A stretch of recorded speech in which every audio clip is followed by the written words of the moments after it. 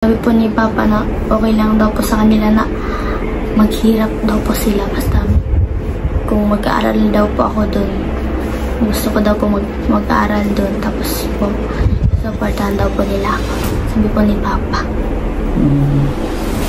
Madeline, uuwi na ng Davao para doon na mag-aral? Prank nga lang ba to? O totoo?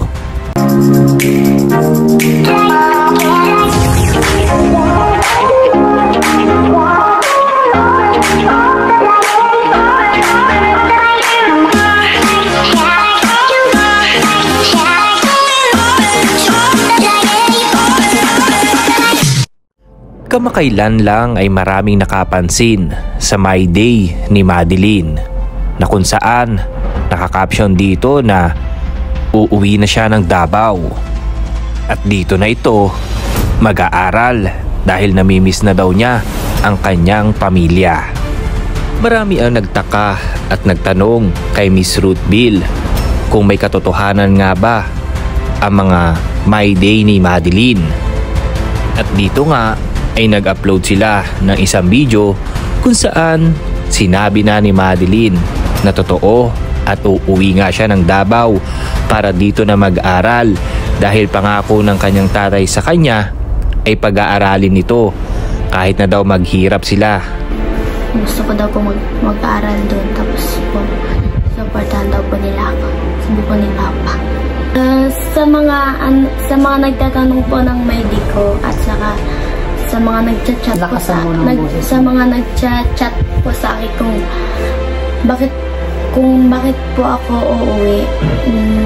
Dahil po namimiss ko lang po yung pamilya ko at saka gusto ko na din po doon po ako mag-aral sa amin.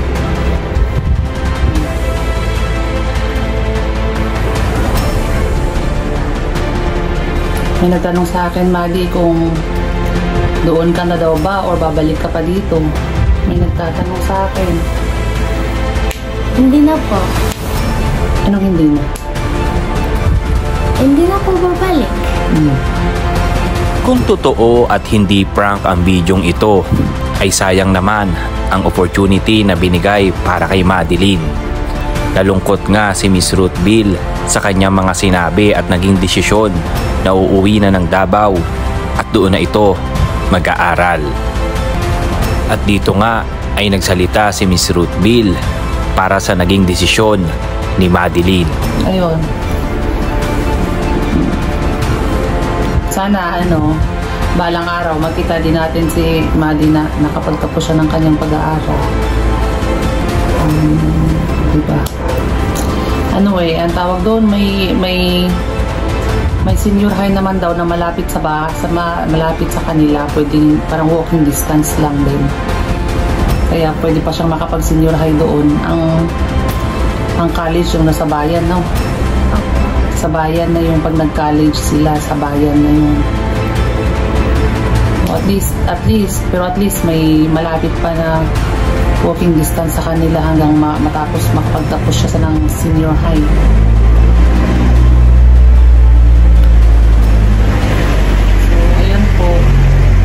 Ayan po yung update kay Maddie. So, abangan po yung mga ibang update sa kanya. Maraming salamat po. Bye-bye na, Maddie, sa school mo. Tagaytay Science. Naging school ni Maddie ng 1 taon.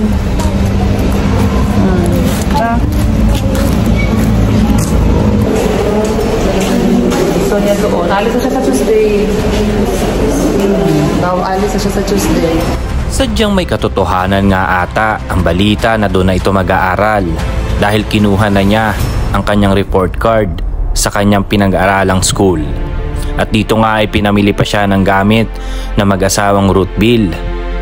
Marahil ay hindi pa alam ni Pugong Biyahero ang naging desisyon ni Madeline na uuwi na ito ng Davao dahil busy siya ngayon sa K-Sister House dahil naganap na ang ribbon cutting at house blessings nito.